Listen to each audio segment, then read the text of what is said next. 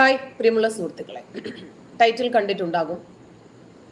കള്ളവെടിക്കും പെണ്ണു പിടിക്കും ഏറ്റവും എളുപ്പം ഇസ്ലാമാണ്. എന്തുകൊണ്ടാണെന്നറിയാമോ? ഞാൻ ഈ രൂപത്തിൽ ഇസ്ലാമിനെ കടന്നാക്രമിക്കണം എന്ന് വിചാരിച്ചിട്ടുള്ള ആളല്ല.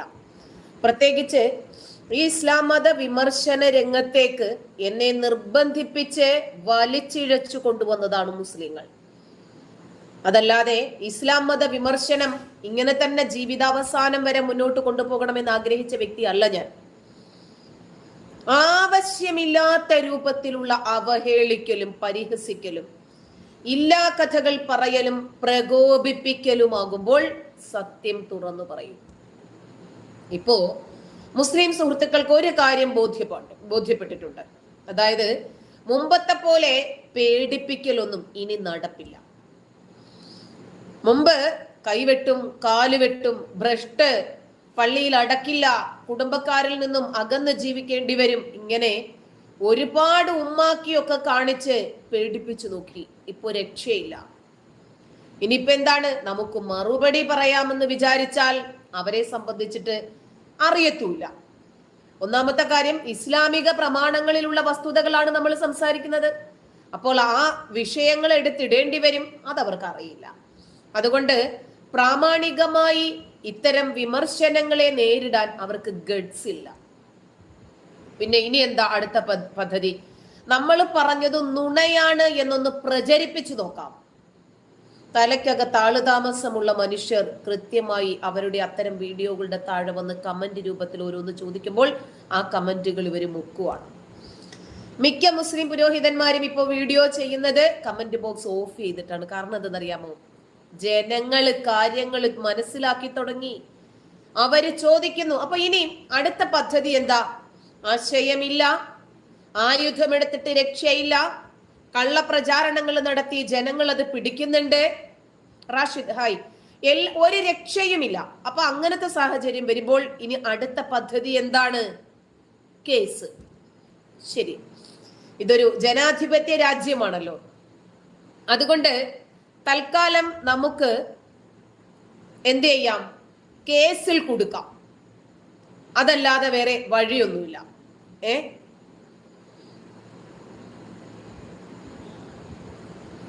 അപ്പോ കേസിൽ കൊടുക്കാം. അങ്ങനെ അപ്പൊ ഞാൻ വിചാരിച്ചു, എന്തായാലും ഇവര് കേസുകളുമായി മുന്നോട്ട് പോകുന്നതാണ് എന്തുകൊണ്ടും നല്ലത്. കാരണം എന്താണെന്നറിയാമോ? എന്തുകൊണ്ടാണ് നിങ്ങൾ ഇസ്ലാമിനെ ഈ രൂപത്തിൽ വിമർശിച്ചത്? നിങ്ങൾ എന്തുകൊണ്ടാണ് ഇസ്ലാമിനെ അവഹേളിക്കുന്നത്? വിശ്വാസികളായ ഒരു സമൂഹത്തിന് അവരുടെ മതവികാരം വ്രണപ്പെടുന്നു. അപ്പൊ നമുക്കതെടുത്ത് കാണിച്ചു കൊടുക്കാലോ. ഖുർആനിലും ഹദീസിലും പെട്ട ഇത്തരം വസ്തുതകളെയാണ് ഞാൻ വിമർശിച്ചിട്ടുള്ളത്. അതല്ല, വിമർശിക്കുകയല്ല, അത്തരം വസ്തുതകൾ എടുത്താണ് പഠിപ്പിച്ചിട്ടുള്ളത്. സമൂഹത്തോട് അതേ ഞാൻ പറഞ്ഞിട്ടുള്ളൂ എന്ന് എനിക്ക് പറയാമല്ലോ. അതുകൊണ്ടാണ് ഇത്തരം വിഷയങ്ങൾ ഇസ്ലാമിലുണ്ട്, ഇസ്ലാമിക പ്രമാണങ്ങളിൽ ഉണ്ട്. അത് വളരെ കൃത്യമായി പറയാൻ തന്നെയാണ് തീരുമാനിച്ചിരിക്കുന്നത്. കാരണം ഒരു ഭാഗത്ത് നമ്മൾ കൃത്യമായി ഇസ്ലാം എന്താണ് എന്ന് പ്രാമാണികമായി വരച്ച് കാണിക്കുമ്പോൾ, മറുഭാഗത്ത് നുണയാണ് പ്രചരിപ്പിക്കുന്നത് എന്ന് പറഞ്ഞ് ഇവർ വിശ്വാസി സമൂഹത്തെ വീണ്ടും ഇസ്ലാമിൽ പിടിച്ചു നിർത്താൻ ശ്രമിക്കുന്നു. കാരണം നമ്മള് ശരിയായ ഇസ്ലാമിനെ പ്രാമാണികമായി ബോധ്യപ്പെടുത്താൻ ശ്രമിക്കുമ്പോ അതല്ല ശരിയായ ഇസ്ലാം, അവര് പറയുന്നതല്ല. അതുകൊണ്ട് അവര് പറയുന്നത് നിങ്ങൾ കേൾക്കണ്ട, നിങ്ങൾ ഇസ്ലാമിക പ്രമാണങ്ങൾ വായിക്കരുത്. വായിച്ചാൽ നിങ്ങൾ യുക്തിവാദികളായി പോകും, ഇസ്ലാം മത വിമർശകരായി പോകും. അക്ഷരാഭ്യാസത്തിന്റെ ശത്രുക്കൾ എല്ലാ കാലത്തും ഇങ്ങനെ തന്നെയല്ലേ. എന്നിട്ട് ഒടുവിൽ മതം എന്താണ് പറയുന്നത്? മതപ്രമാണങ്ങളിലൂടെയാണ് മതത്തെ മനസ്സിലാക്കേണ്ടത്. മുഹമ്മദ് നബി എന്താണ് എന്ന് മനസ്സിലാക്കേണ്ടത് പ്രവാചകന്റെ ഹദീസുകളിലൂടെയാണ്, ഖുർആനിലൂടെയാണ് എന്ന് ജനങ്ങളെ നമ്മൾ ബോധവൽക്കരണം നടത്തി. അവർക്ക് ഏതാണ്ട് ബോധ്യപ്പെടുകയും ചെയ്തു. അപ്പൊ അവരിവരും മറ്റവരും പറയുന്നതൊന്നുമല്ല ശരിയായ ഇസ്ലാം. പ്രമാണങ്ങളിലൂടെ ഇസ്ലാമിനെ മനസ്സിലാക്കാമെന്ന് വിചാരിച്ചു. അപ്പൊ ഇവര് നമ്മൾ പറയുന്നതൊക്കെ നുണയാണ് എന്ന രൂപത്തിൽ മറുഭാഗത്ത് വലിയ രൂപത്തിലുള്ള ചില ആരോപണങ്ങൾ ഇവർ ഉന്നയിക്കുന്നുണ്ട്. ആ ആരോപണങ്ങൾക്ക് കൃത്യമായി മറുപടി പറയാൻ നമ്മൾ ബാധ്യസ്ഥരാണല്ലോ. അതുകൊണ്ടാണ് അവർക്ക് മറുപടി വേണം എന്ന് പ്രതീക്ഷിക്കുന്നത്. അതായത് ഒരു ഹദീസ് ആ ഹദീസ് വീണ്ടും നിങ്ങളുമായി പങ്കുവെക്കേണ്ടി വരുന്നത് എന്തുകൊണ്ടാണെന്നറിയാമോ? വിശ്വാസികൾ ഇതിനെ വ്യാഖ്യാനിക്കുന്നത് കൊണ്ടാണ്. വിശ്വാസികൾ ഇതിനെ സത്യത്തിന് വിരുദ്ധമായ രൂപത്തിൽ വിശദീകരിക്കുകയും വ്യാഖ്യാനം നൽകുകയും സത്യസന്ധമായി പ്രമാണങ്ങളിലുള്ള ഹദീസ് അതുപോലെ തന്നെ നിങ്ങൾക്ക് മുമ്പിൽ ഡിസ്പ്ലേ ചെയ്ത നമ്മൾ കളവാണു പറയുന്നത് എന്ന് വീണ്ടും വീണ്ടും പ്രചരിപ്പിക്കാൻ ശ്രമിക്കുമ്പോൾ സത്യം എന്താണ് എന്ന് ബോധ്യപ്പെടുത്തേണ്ടി വരുവാണ്. ഒരു ഹദീസാണ്. ആരാണ്? അബൂ ഉസൈദ്. അബൂ ഉസൈദിൽ നിന്നാണ് ഈ ഹദീസ് ഉദ്ധരിക്കപ്പെടുന്നത്.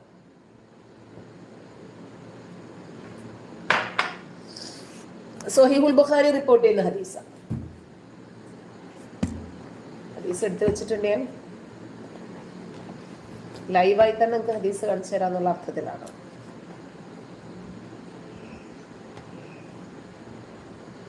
ശരി. അബൂ ഉസൈദിൽ നിന്നും ഉദ്ധരിക്കുന്ന ഒരു ഹദീസാണ്. ഞങ്ങൾ പ്രവാചകന്റെ കൂടെ ഷൗത്ത് എന്ന തോട്ടത്തിൽ പോകുകയും 2 മതിലുകൾക്കിടയിൽ ഇരിക്കുകയും ചെയ്തു. പ്രവാചകൻ ഞങ്ങളെ അവിടെ ഇരുത്തിയിട്ട് തോട്ടത്തിലേക്ക് പോയി. ഈന്തപ്പന തോട്ടത്തിലെ ഉമൈമ ഉള്ള വീട്ടില് ഒരു ജൗനിയയെ കൊണ്ടുവന്നിരുന്നു. അപ്പോ ജൗനിയയുടെ തോഴിയും കൂടെ ഉണ്ടായിരുന്നു. പ്രവാചകൻ അവരുടെ അടുക്കലേക്ക് പോയി, നിന്നെ എനിക്ക് സമ്മാനം തരൂ എന്ന് പറഞ്ഞു.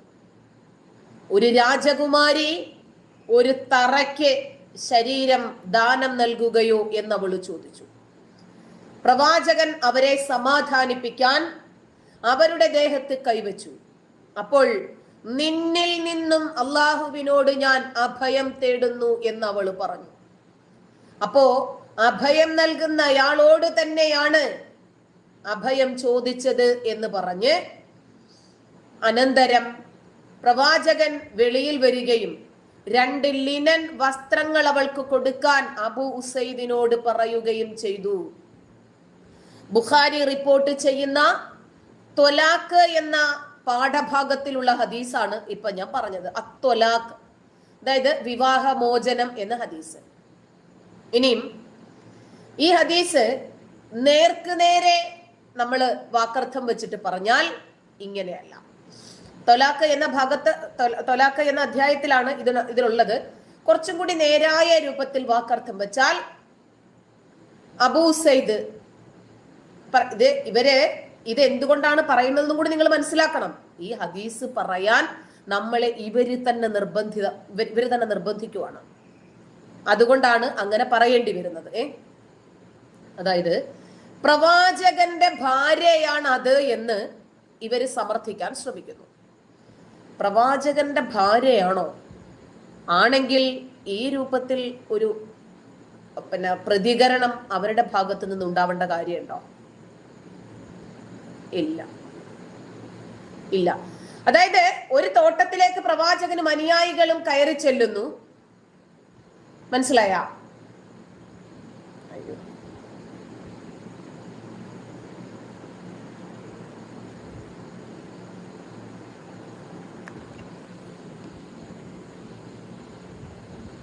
ഹലോ അമ്മച്ചി ലൈവില്ല, ഞാൻ വിളിക്കുമെന്ന് അറിഞ്ഞില്ല. അമ്മച്ചി നാളെ വരുന്നുണ്ട്, അങ്ങോട്ട് വരുന്നുണ്ട്. അന്നേരം സംസാരിക്കാം കേട്ടോ. ലൈവിലാണ്, ഞാൻ ഓർത്തില്ല മോള് വിളിക്കുമെന്ന്. എത്തും. രാത്രി എത്തും. വൈകിട്ട് ഇല്ല, വൈകിട്ട് വെച്ചോ ഒന്ന്. ഓക്കെ. അതായത് പ്രവാചകൻ അറിയാതെയാണോ ആ പെണ്ണ് പ്രവാചകന്റെ ഭാര്യയായത്? വേണ്ട, ആ ചോദ്യത്തിന് അർത്ഥമില്ല. കാരണം ആ പെണ്ണറിയാതെയാണോ പ്രവാചകനെ ആ പെണ്ണ് ഭാര്യയായത്? ആ ചോദ്യത്തിനാണ് പ്രസക്തി. മനസ്സിലായി? ഞാന് ആ ഭാഗം എന്റെ കയ്യിലുണ്ട്, ഞാൻ എടുത്ത് കേൾപ്പിച്ചു തരാം നിങ്ങൾക്ക്. അതാ ഞാൻ പറഞ്ഞത്, ഇത് നിരന്തരം ഈ വിഷയം തന്നെ നമ്മള് പറയേണ്ടി വരുന്നതാണ്. വെറുതെയാണ് നമ്മൾ ഇസ്ലാമിനെ കരിവാരിത്തേക്കാനാണ്, പ്രവാചകനെ കരിവാരിത്തേക്കാൻ വേണ്ടിയിട്ടാണ് അനാവശ്യമായിട്ട് ഈ വിഷയങ്ങൾ പറയുന്നത് എന്നൊക്കെ പറഞ്ഞിട്ട് ഇവരാവശ്യമില്ലാതെ വിമർശിക്കുന്നുണ്ട്. എന്നിട്ട് മുജാഹിദ് വിഭാഗം പറയുന്നത് പ്രവാചകന്റെ ഭാര്യയായിരുന്നു അവരെന്നാ. അങ്ങനെയാണെങ്കിൽ പ്രവാചകന്റെ ഭാര്യമാരുടെ പേരുകളിൽ ഈ സ്ത്രീ ഉണ്ടാകണമായിരുന്നു, ഇവരില്ല. കേൾപ്പിച്ചുതരാം.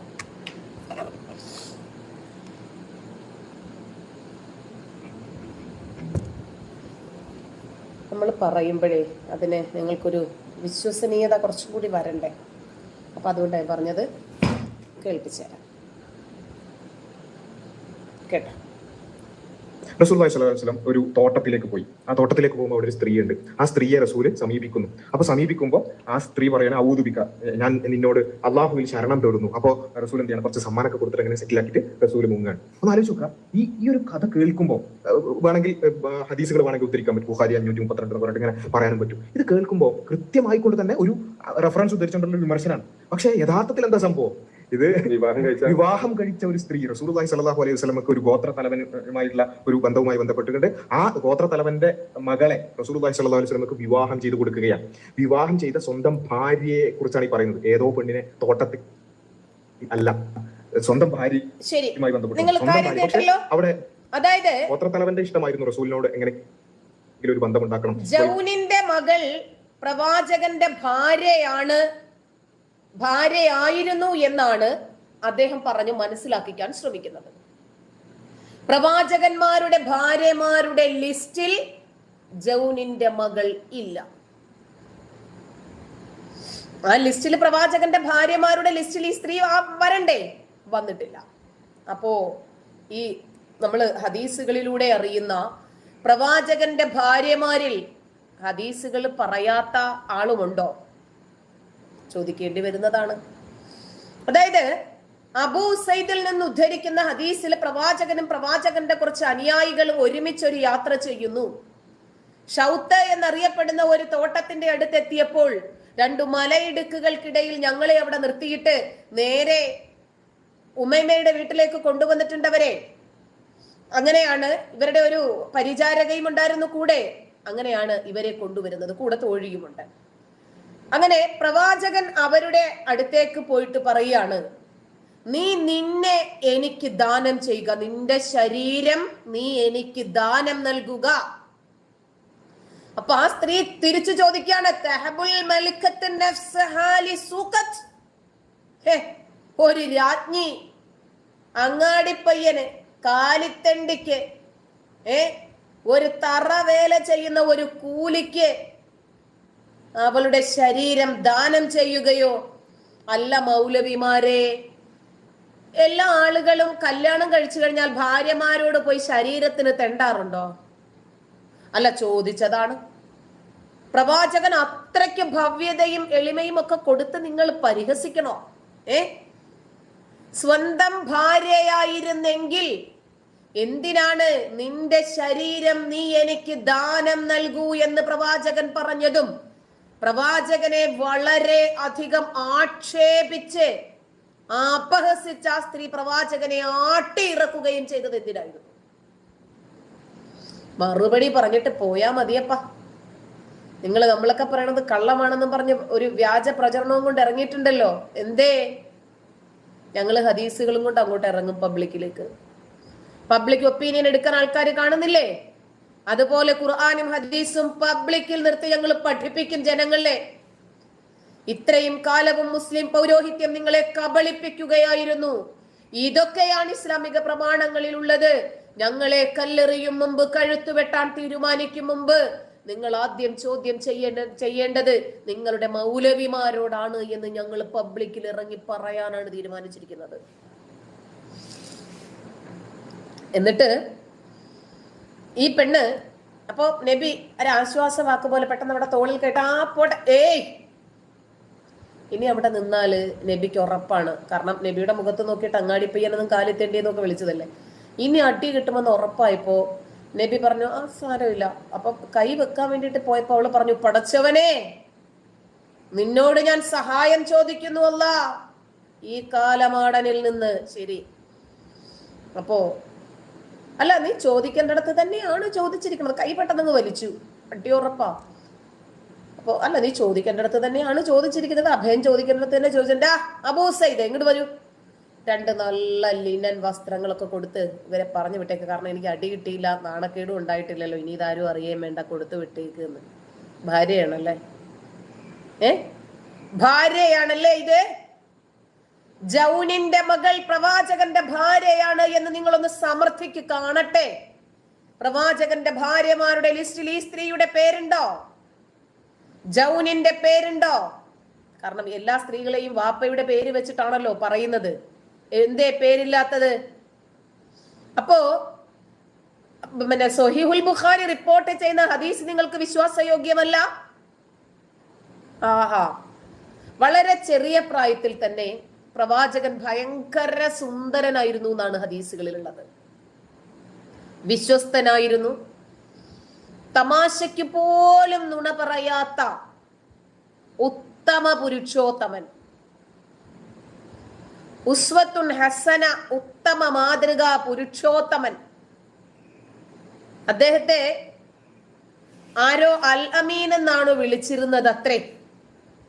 ആരാണ് വിളിച്ചത് എന്നറിയില്ല, അതാരാണ് കേട്ടതെന്ന് അറിയില്ല, ആരാണത് സാക്ഷ്യപ്പെടുത്തിയതെന്നും അറിയില്ല. ഇരിക്കട്ടെ, ഒരു വഴിക്ക് പോകുന്നതല്ലേ.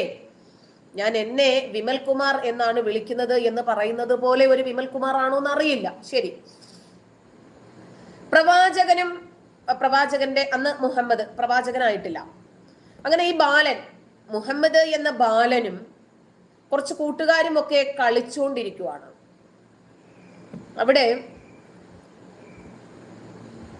നൂറുൽ യഖീൻ എന്നും പറഞ്ഞൊരു പുസ്തകമുണ്ട്. ജാമിയ നദവി അറബി കോളേജിലൊക്കെ പഠിപ്പിക്കുന്നത്, ഞാനൊക്കെ പഠിക്കുന്ന സമയത്തുണ്ടായിരുന്നു. അത് അബ്ദുസ്സലാം സുലമിയാണ് അത് മലയാളത്തിലേക്ക് വിവർത്തനം ചെയ്തത്. അതിന്റെ 2ാം ചാപ്റ്റർ ആണ്. മാറു പിളർന്ന സംഭവം എന്നാണ് ആ ചാപ്റ്ററിന്റെ പേര് തന്നെ. അങ്ങനെ മുഹമ്മദിന്റെ കുറച്ച് കൂട്ടുകാരും ഒക്കെ പറമ്പിൽ ഇങ്ങനെ കളിച്ചുകൊണ്ട് നിൽക്കുകയാണ്. കളിച്ചോണ്ടിരുന്ന സമയത്ത് ജിബ്രീൽ ഓടി ഇങ്ങോട്ട് വന്നു. എന്നിട്ട് മുഹമ്മദിനെ പിടിച്ച് മതിലോടെ ചേർത്ത് നിർത്തി. നിങ്ങളിത് കേൾക്കണം. മതിലോടെ ചേർത്ത് നിർത്തിയിട്ട് മാറിടം അങ്ങോട്ട് പിളർന്നു. നോക്കിയപ്പോ അതിനകത്തൊരു കറുപ്പ്, അതിങ്ങനെ പറിച്ചെടുത്ത് ദൂരെ, പിന്നെ ദൂരെ എറിഞ്ഞില്ല കേട്ടോ, അത് പറിച്ചെടുത്തു. എന്നിട്ട് അത് നന്നായിട്ട് കഴുകി. ജിബ്രീൽ ചിലപ്പോ ബക്കറ്റും വെള്ളവും കൊണ്ടായിരിക്കും വന്നത്, മനസ്സിലായ? അല്ലെങ്കിൽ ഭൂ എന്നൊക്കെ പറഞ്ഞപ്പോഴത്തേക്കിനും ഓം ഗ്രീൻ എന്നൊക്കെ പറഞ്ഞപ്പോഴത്തേക്കിനും വെള്ളം വന്ന് കാണുമായിരിക്കും, ഇരിക്കട്ടെ. അല്ലെങ്കിൽ അള്ളാഹു മോളിൽ ഒഴിച്ചു കൊടുത്താലും മതിയല്ലോ. അങ്ങനെ മാറു പിളർന്ന് ഒരു സാധനം ഇങ്ങനെ പറിച്ചെടുത്തിട്ട് വെള്ളമൊക്കെ ഒഴിച്ച് കഴുകി വൃത്തിയാക്കിയിട്ട് അവിടെ തന്നെ സെറ്റാക്കി. എന്നിട്ട് മാറിടം ഒതുക്കി കഴിച്ച് ഒട്ടിച്ച് റെഡിയാക്കി വിട്ടു. ഇത് നിങ്ങൾ വിചാരിക്കുന്നത് പോലെയല്ല. ലോകത്തുള്ള മുഴുവൻ മുസ്ലിങ്ങളും ഇത് വിശ്വസിക്കുന്നു. ഇത് വിശ്വസിച്ചിട്ടില്ലെങ്കിൽ അവൻ മുസ്ലിം അല്ല. കാരണം ഇത് സ്വഹീഹായ ഹദീസാണ്. പ്രവാചകന്റെ ഹൃദയം അത്രമേൽ സംശുദ്ധമാണ് എന്ന് കാണിക്കാൻ, ചെറിയ പ്രായം മുതലേ കളങ്കമില്ലാത്ത ഹൃദയത്തിനുടമയാണ് എന്ന് കാണിക്കാൻ, ഹൃദയത്തിലെ കറുപ്പ് ഭാഗം എടുത്ത് വൃത്തിയാക്കി കഴുകി. ഇതാണ് ആ കഥ. ചെറിയ പ്രായം മുതലേ വിശ്വസ്തനായിരുന്നത്രേ, അൽ അമീനായിരുന്നത്രേ. ഒന്നും അങ്ങോട്ട് കണക്റ്റഡ് അല്ല, മനസ്സിലായ? അതായത് ഒരു യുക്തിയുമില്ലാത്ത, ഒരു ബുദ്ധിയുമില്ലാത്ത, ഒരു വിവേകമുള്ള ഏതൊരു മനുഷ്യൻ കണ്ടാലും എന്തോന്നിടേ ഇതൊക്കെ എന്ന് ചോദിക്കത്തക്ക രൂപത്തിലുള്ള വസ്തുതകളാണ് ഇന്നും ഇസ്ലാം പഠിപ്പിക്കുന്നത്. ഇതിനെ ചോദ്യം ചെയ്താൽ നമുക്കെതിരെ കേച്ച് അല്ലേ? കൊള്ളാലോ, എന്നാ പിന്നെ നിങ്ങൾ പോയി താൻ കേസ് കൊടെന്ന് പറയുന്ന പോലെ പോയി അങ്ങ് കേസ് കൊട. ഇസ്ലാം എന്താണ് എന്ന് കോടതികളിൽ ഒന്ന് മുഴങ്ങി കേൾക്കട്ടെ.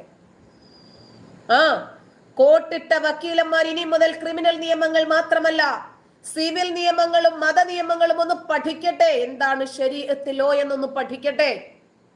എന്നിട്ട് വേണം പാർസി നിയമജ്ഞൻ എഴുതിയ Mohammedans law, principles of Mohammedans law ഉണ്ടല്ലോ, അതിന്റെ ഓരോന്നും ഇഴകീറി പരിശോധിച്ച് അതിലെ മാനവിക വിരുദ്ധതകൾ എടുത്ത് പബ്ലിക്കിനൊന്ന് പഠിപ്പിച്ചു കൊടുക്കണം.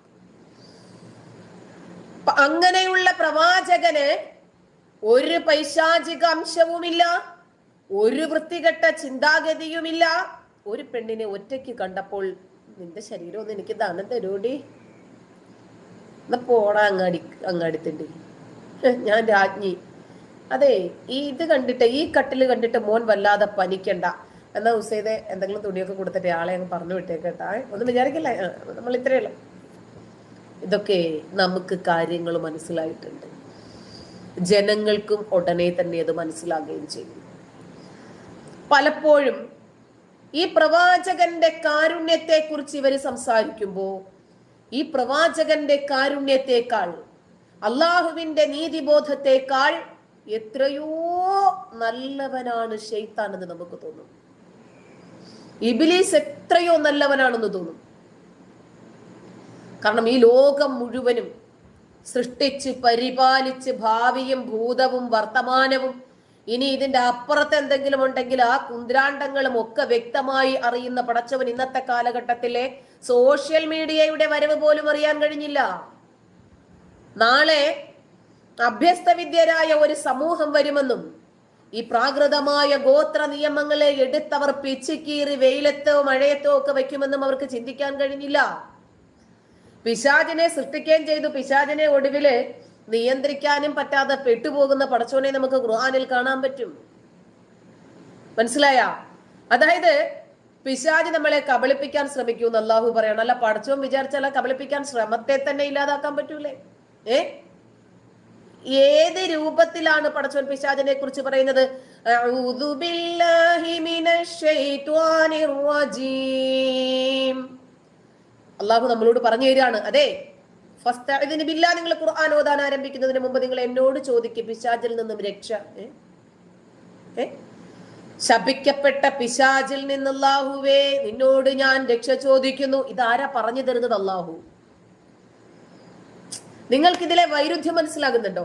അല്ലാഹു നമ്മളോട് പറയുവാണ്, ഇങ്ങനെ ചോദിക്കും, എന്നോട് ഇങ്ങനെ ചോദിക്കും, എന്നാ ഞാൻ നിങ്ങൾക്ക് അതിൽ നിന്നും രക്ഷ തരാം.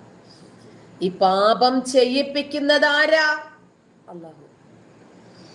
പിശാചിനെ കൊണ്ട് നമ്മളെ തെറ്റിപ്പിക്കുന്നത് ആരാ? അല്ലാഹു. വേറെ ഒരു ദൈവവുമില്ല ഞാനല്ലാതെ. പക്ഷെ ഇല്ലാത്ത ദൈവത്തെ വിളിച്ച് നിങ്ങൾ പ്രാർത്ഥിച്ചാൽ ഞാൻ നിങ്ങളെ നരകത്തിലിട്ട് പൊരിക്കും. എനിക്ക് അനിയത്തിമാരാരുമില്ല. പക്ഷെ എന്റെ മക്കളാരെങ്കിലും എനിക്കൊരു കൊച്ചുമ്മ ഉണ്ട്, കുഞ്ഞുമ്മ ഉണ്ടെന്ന് വിശ്വസിച്ചാൽ ഞാൻ അവരെ എണ്ണയിലിട്ട് പൊരിക്കും എന്ന് പറഞ്ഞാൽ എങ്ങനെയുണ്ട്? പിള്ളേർ പറയും തള്ളക്ക് ഭ്രാന്താണെന്ന്. ഇത്രേ ഉള്ളു കാര്യം. മനുഷ്യ നന്മ, സഹാനുഭൂതി, സഹവർത്തിത്വം, സ്നേഹം, സഹകരണം, മതേതരവാദം, ഇതൊക്കെ പലപ്പോഴും പിശാചിൽ നിന്ന് നമുക്ക് കാണാൻ കഴിയുന്നുണ്ട്. ഇവര് പറയുന്നു പിശാച് ശപിക്കപ്പെട്ടവനാണ് എന്ന്. അല്ല, സത്യത്തിൽ എനിക്ക് തോന്നുന്നു അള്ളാഹുവിന്റെ ഇത്തരം നീച പ്രവൃത്തികളൊക്കെ കണ്ടിട്ട് പടച്ചവൻ പിശാച് വിചാരിച്ച് കാണും, എനിക്ക് ഇങ്ങേരുമായിട്ട് യോജിച്ചു പോകാൻ വലിയ ബുദ്ധിമുട്ടാണ്. കാരണം സ്വന്തം ജീവികളെ, സ്വന്തം സൃഷ്ടികളെ ഇട്ട് ഇങ്ങനെ എണ്ണയിലിട്ട് പൊരിക്കുക, ക്വാക്വ മുഴുക്കി ഭീഷണിപ്പെടുത്തുക, എനിക്കതിൽ നിന്നും വ്യത്യസ്തമായ രൂപത്തിൽ നിൽക്കാനാണ് ഇഷ്ടമെന്ന് പിശാചും ചിന്തിച്ചിട്ടുണ്ട്. അതുകൊണ്ടാണ് ഇബ്ലീസ് വ്യതിരിക്തമായിട്ടുള്ള ആശയം സ്വീകരിച്ചത് എനിക്ക് തോന്നിയിട്ടുള്ളത്. ഇപ്പോ അള്ളാഹുവിന് ഇഷ്ടമുള്ള കാര്യങ്ങളല്ലല്ലോ സിനിമ, ചിത്രം വരയ്ക്കുക, പിന്നെ പാട്ട്, പിന്നെ സൗന്ദര്യം പ്രദർശിപ്പിക്കുക. ഇതൊന്നും പടച്ചോന് ഇഷ്ടമല്ല. മനുഷ്യനെ കൊണ്ട് ചെയ്യിപ്പിക്കുന്നത് പടച്ചോനല്ലേ. ഇപ്പോ പിന്നെ നമ്മുടെ ജസ്ന സലീം, ആ പെൺകുട്ടി കണ്ണന്റെ ചിത്രം വരയ്ക്കുന്നു.